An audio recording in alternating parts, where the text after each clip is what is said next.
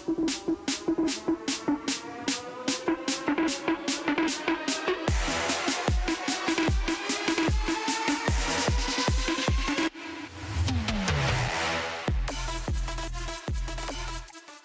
right, welcome back to the SportsMax Zone. We continue.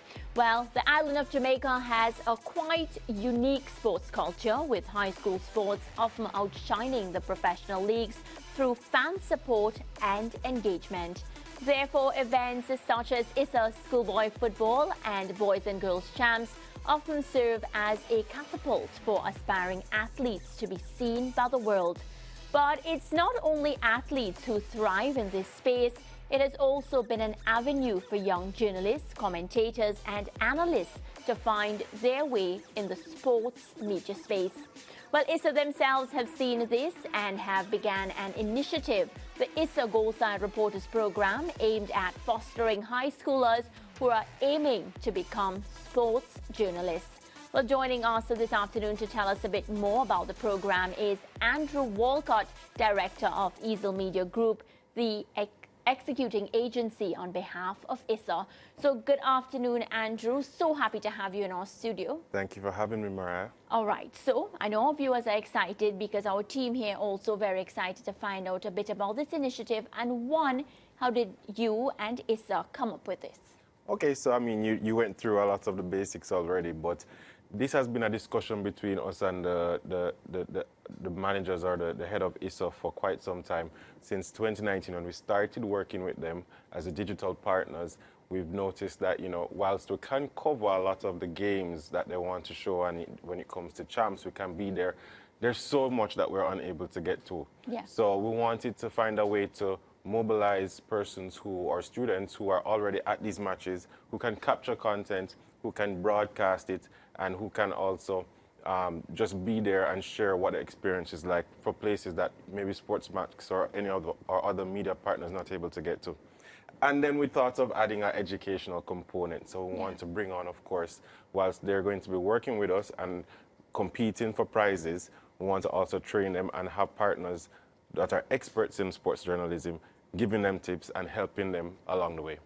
Yeah, and you know, you speak about those competitions and everything, and I think it's exciting. It's something that will appeal to the audience because everybody that takes part in certain initiatives wants to see how they're going to benefit at the end of it. You listed a few benefits.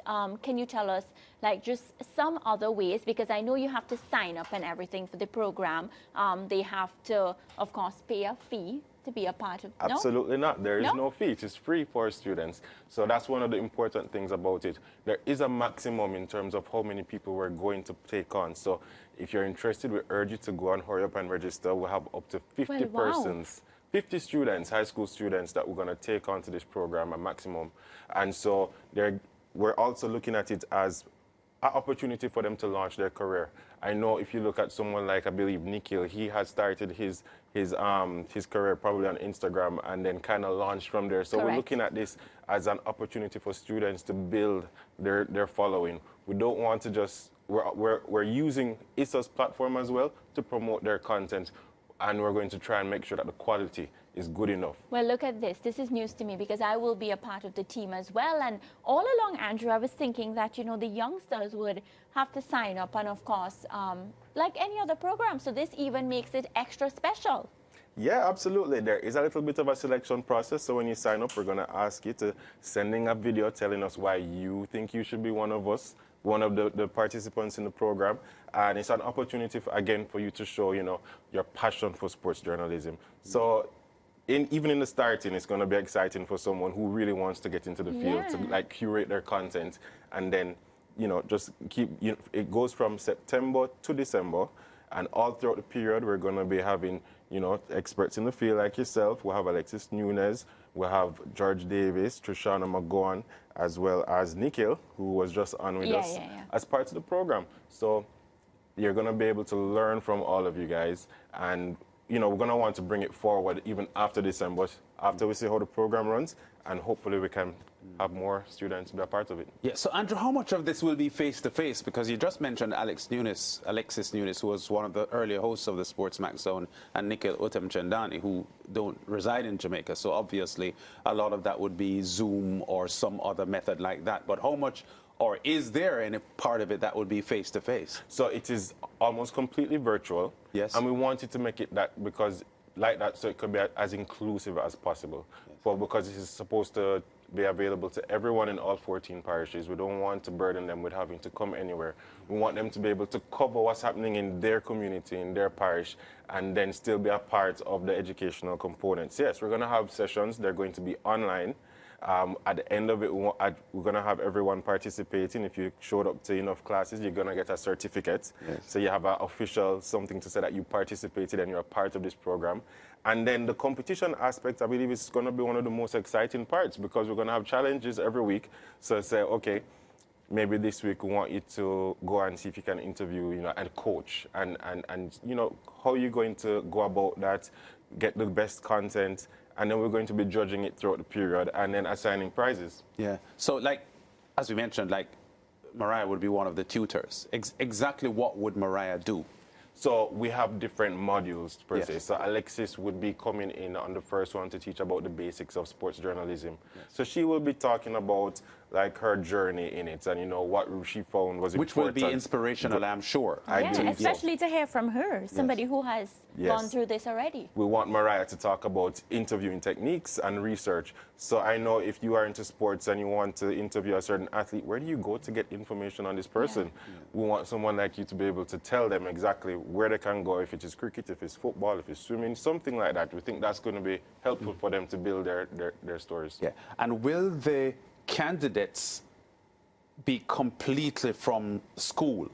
Or are there avenues for maybe someone who just left school and still aspires to become a sports journalist be a part of this program or not? So this program right now is just for high school students. Yes. In Jamaica. In Jamaica. It's just for high school students in Jamaica. And so afterwards, as I said, it ends in December.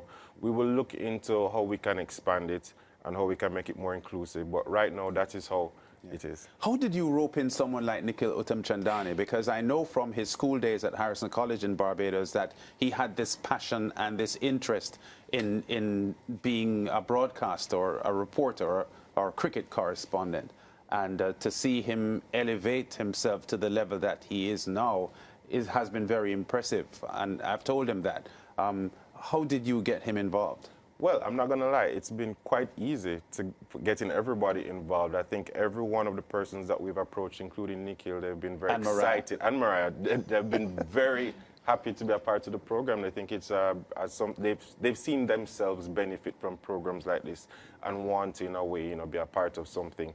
Even though it's the first one, they don't know what it's going to be like, but they want to still be a part of it, and it's been really nice. Yeah. For me, it's a chance to give back, Lance, and I think even when I wanted to get involved in journalism, there wasn't many opportunities like this, even as a person in school, because you think that these courses are mainly for people after university who really wants to specialize, but for a kid to get that opportunity at such an age and then to start thinking maybe in that direction, because I always say if you had asked me in primary school or secondary school what I wanted to be, I just want to be the regular Dr. Lois, because you never really think that you'd be on television or you would be a commentator, things like that. So I think that's why I rushed to the opportunity to, be able to speak to these kids from such a young age and, just have an impact when it comes to this. Well, I want to build on the point that you've just made, Mariah, because what you just said is exactly what I'm feeling, because I went to school in the 1970s and there was no way I could tell my mom that I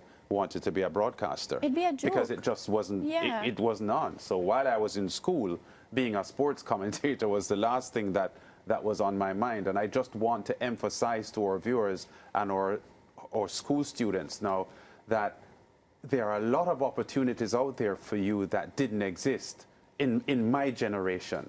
And maybe if you had a program, Andrew, that you have now, while I was in high school, maybe I would have thought of this as a career.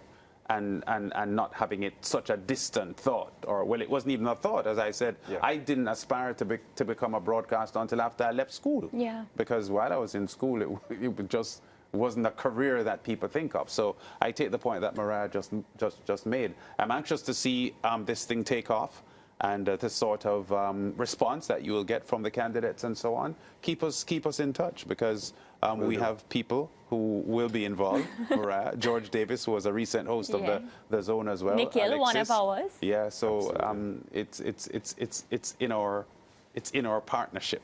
Yeah. And I'm looking forward to the partnership with you guys as well. Thank you so much, Andrew. And, I'm looking forward to being a part of it, hoping that we can impact lives. And for me personally, I hope that it can expand to the Caribbean, because I know a lot of kids back home, like I can speak for my country, Trinidad and Tobago, who would love this opportunity as well. So I see ways for it, of course, to expand.